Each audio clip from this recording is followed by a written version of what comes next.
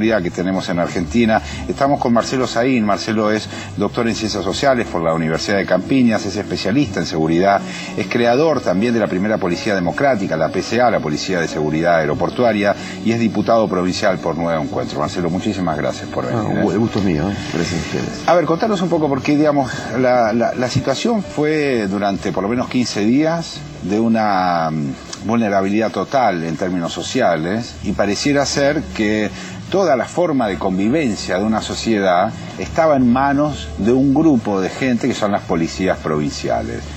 Y eso realmente llamaba mucho la atención sobre las capacidades que tiene el Estado para poder controlar a alguien que a la vez tiene tanta influencia en ese modo de convivencia social. ¿Cómo se resuelve? Yo sé que no es una pregunta sencillita, digamos, hay varios ¿Cuánto tenemos? ¿Cuánto tiempo tenemos? Pensé que no era una clase de sociología. Claro, no, entiendo que esto es televisión, pero traté de hacer la pregunta de la manera más sencilla posible. Una primera cuestión es que el caso comenzó en Córdoba. Sí. No fue algo generalizado de repente.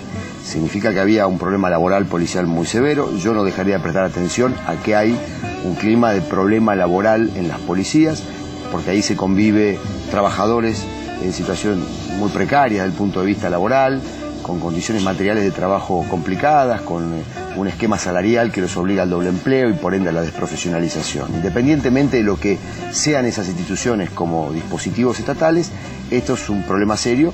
Y es un problema que ya no se contiene a través de cúpulas que manejaban militarmente al resto de la institución. Lo que hemos visto aquí es que la proclama, mucha gente habló de autoacuartelamiento, yo no vi acuartelamiento, yo lo que vi fueron demandas muy fuertes en la calle y algunos sectores, después, cuando se amplió el conflicto, que aprovecharon esa situación, sectores internos de la policía.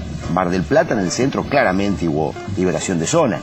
No sé quién es el comisario, no sé qué problema habría, pero evidentemente ahí se liberó zona. Liberación de zona y también incitación. Por eso, porque si vos decís no hay policía, pero no te enterás que la policía está en la comisaría, no la gente no sale a robar porque... Hay policías presos en este momento.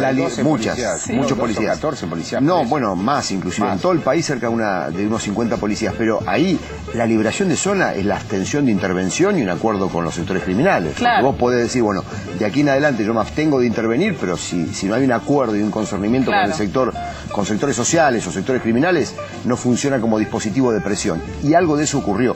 Y eso tiene que ver. Yo no veo un fenómeno nacional concertado. Yo lo que veo son problemas provinciales que eran más o menos parecidos en un contexto de problemas más o menos parecidos. Diría que lo segundo, una ausencia de gestión política. Y esto sí tiene que ver con la parte de tu pregunta en cuanto a que la importancia de la policía en el ámbito de lo que es la microcapilaridad social.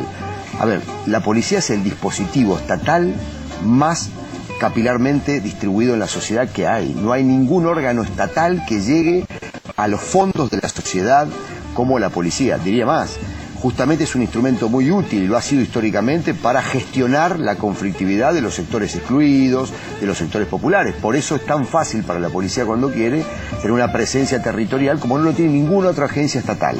Aún en el marco de un gobierno como el actual, que ha tenido una política social muy exitosa y que fue parte de su estrategia gubernamental, digamos, comparte ese rol con las policías en un sentido punitivo. Y esto también es contradictorio, porque el Estado es contradictorio. Entonces, el problema que se extendió también es un problema de gobernabilidad.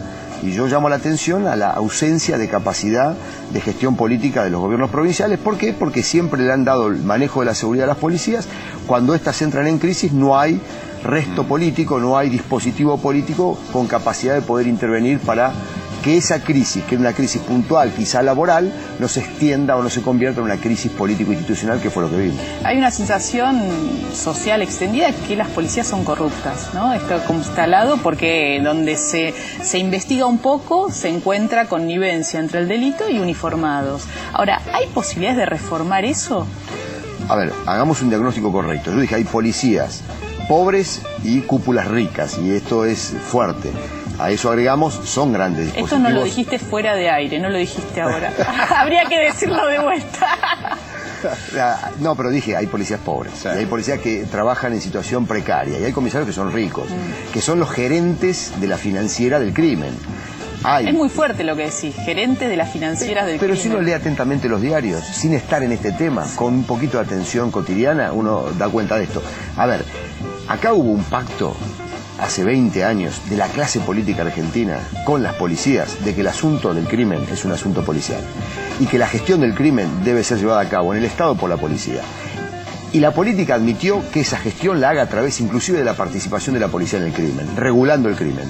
Cuando el crimen era paño verde, juego clandestino, prostitución consentida, vos tenías un nivel de problema. Cuando el crimen es narcotráfico, mercados extendidos, trata de personas para explotación sexual, que vos conocés también y abordás cotidianamente también, robo de cosas calificadas. Por ejemplo, nuestras policías, la mayoría en el país, están obligadas a portar armas fuera de servicio y a actuar fuera de servicio. El Estado los convierte en nobles armados. Sí, a veces ni siquiera creo que está la obligación, pero hay usos y costumbres y siguen estando con el arma, y cuando ocurre un evento muchas veces intervienen y las consecuencias son peores, ¿no? Fuera de servicio fatales, incluso. Son fatales. Las víctimas policiales y de terceros más fatales son en situación de franco servicio, y agrego un dato importante. Nosotros en el 2002 conseguimos en el Ministerio sacar la obligación, erradicar la obligación de la intervención en franco servicio. Los policías lo seguían haciendo, pero aún así es considerado como un acto de servicio. Claro. Con lo cual el Estado está avalando el armamentismo policial. Y en un contexto donde además no se lo prepara adecuadamente al policía, no solo para el manejo del arma, sino lo fundamental, para resolver situaciones críticas en momentos de crisis. Ahora, el tema es tan complejo porque vos al comienzo hablabas de los acuerdos que hay, ¿no? Vos, el diagnóstico que haces es: hay acuerdos entre las cúpulas policiales con el delito, y el poder político avala eso para mantener un statu quo. Ahora, ¿cómo desarmás ese acuerdo? Bueno, lo primero es, la política tiene que entender que esto tiene que ser manejado por la propia institución política, digamos, en todo su sentido. Digamos, hay que avanzar en un cambio normativo, hay que avanzar en formación de cuadros, fortalecer los ministerios de seguridad. ¿Es un clima de esa naturaleza, Marcelo? ¿Ves un clima como para que eso? Porque, a ver, te voy a decir lo que hace años que venimos escuchando reforma policial. Años. Sí. La historia argentina por lo menos recuerda 20 años de discusión sobre la reforma policial. Pero ¿hay un clima que permite ahora pensar que esto va a cambiar en serio? Mira, siempre se avanzó en contextos de reforma policial, las que se llevaron a cabo en escenarios de crisis y de escenarios muy críticos para la política. Claro.